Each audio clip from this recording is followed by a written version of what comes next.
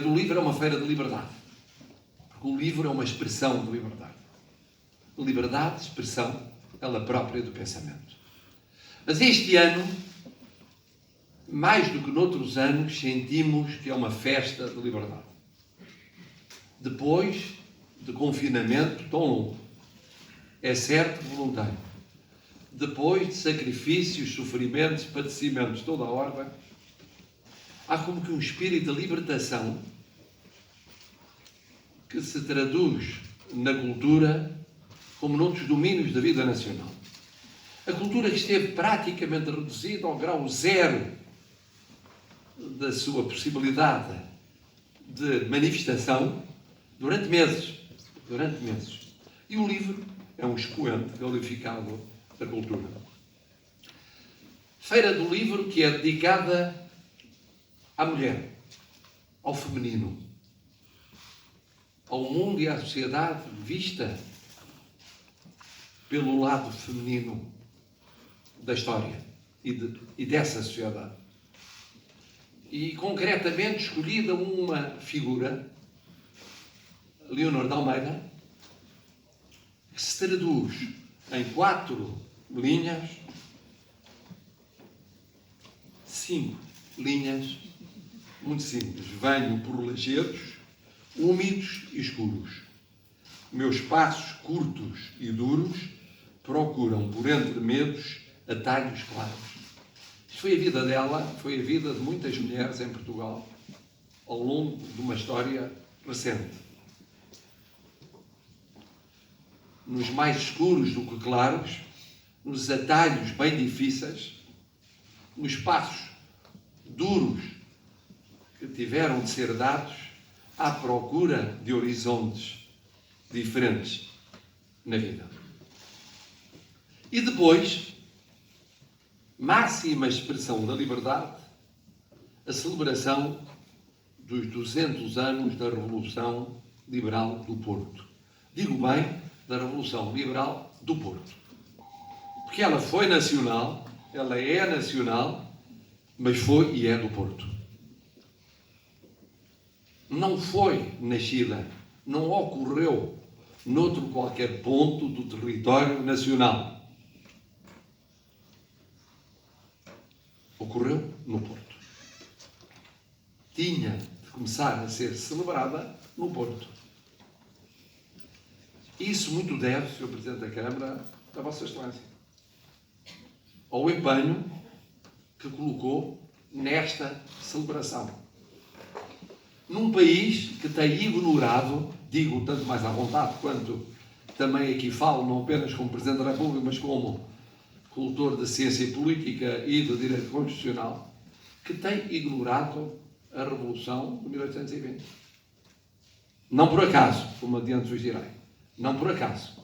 Tem ignorado. Conta a correr em alguns minutos de uma aula, no ambiente académico, trata a correr em algumas linhas ou parágrafos daquilo que é dito sobre a nossa história política contemporânea, esquece-a as mais das vezes, porque esquece o liberalismo, porque esquece a pioneira afirmação de liberdade, porque, no fundo, pensa que a liberdade já conquistada é um adquirido eterno.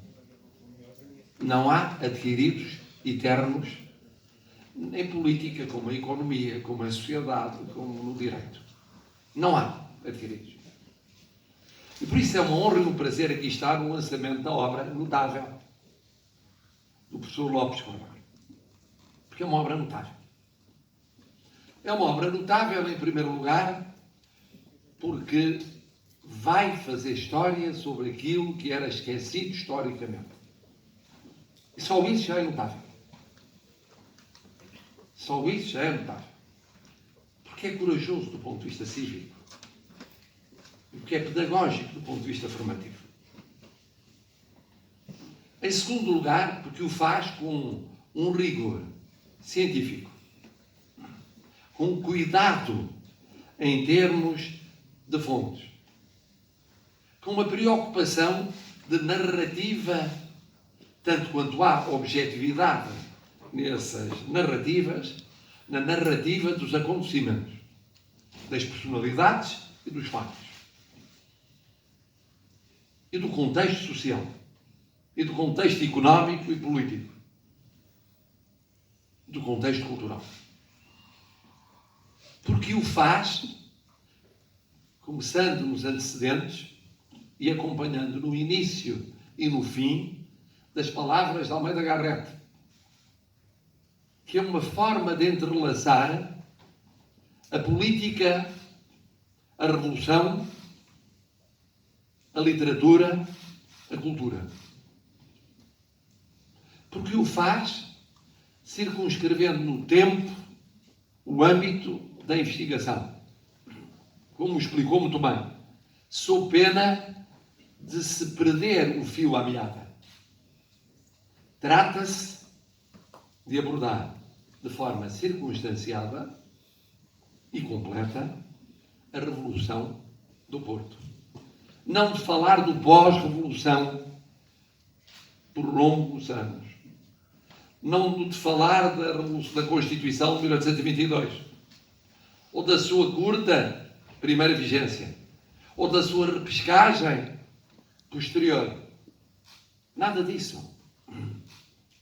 Há aqui um misto de humildade e de elevação espiritual própria de um vulto que deixa traço na história que faz.